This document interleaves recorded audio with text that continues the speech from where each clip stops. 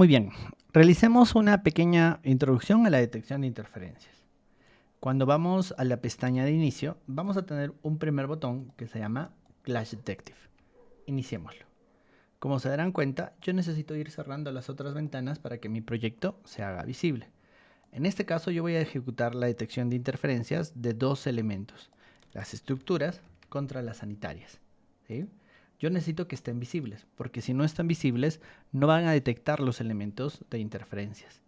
Las interferencias se generan con pruebas, y yo debo de generar o añadir pruebas. Por ejemplo, por defecto me va a generar una prueba que se llama test 1. Yo puedo renombrarlo y puedo decir que voy a generar las instalaciones sanitarias versus las estructuras. En la parte inferior yo voy a tener una selección A y una selección B.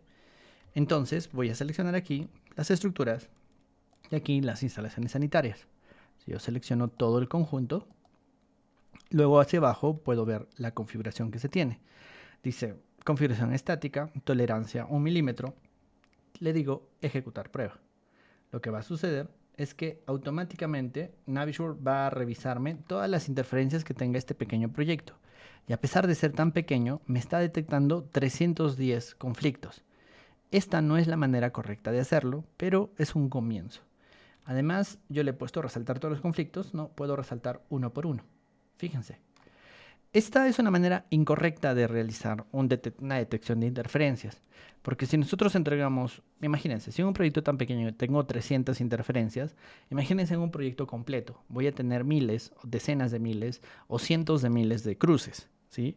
Y no es en realidad la idea. Voy a añadir otra prueba.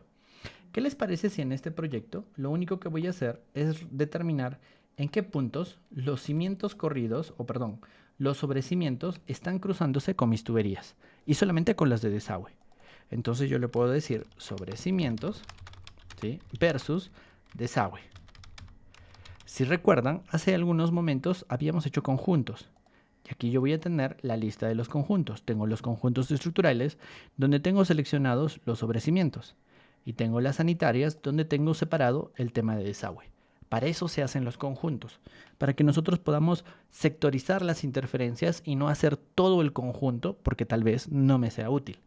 Cuando yo le digo ejecutar prueba, me va a detectar 20 interferencias. Pero fíjense, ¿no? Estas 20 interferencias van a ser totalmente útiles para mi proyecto y obviamente es algo que yo debería de empezar a revisar y decir, oye, ¿esto cómo lo voy a construir? Necesito dejar una pasante, necesito que alguien lo tenga en consideración. Obviamente el tubo tiene que estar allí, ¿sí? Algunos de estos pases pues van a necesitar un tratamiento en construcción, ¿sí? Entonces, una vez que yo ya tengo un conflicto o bueno, un conjunto de conflictos, puedo seleccionar el estado que yo requiero. Por ejemplo, estado activo. Puedo determinar cuáles tengan un determinado estado. Puedo ponerle revisado, puedo ponerle aprobado, puedo ponerle resuelto.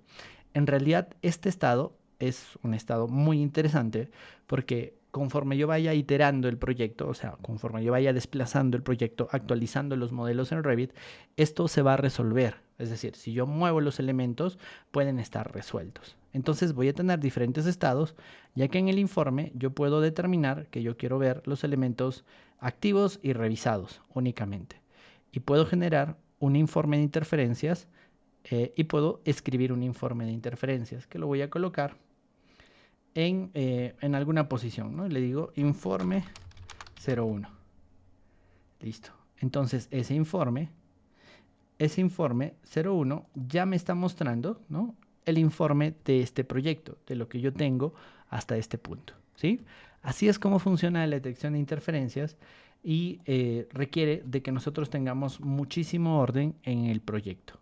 Por favor, inténtenlo y tengan esta base porque luego en un curso más avanzado nosotros vamos a empezar a determinar una estrategia, una matriz de interferencias para los diferentes proyectos que nosotros podemos tener. Esa matriz es diferente en un colegio, en una universidad, en un hospital, en una casa, en un edificio multifamiliar. Hay que pensar qué elementos voy a ir cruzando para revisar que mi proyecto no tenga interferencias graves.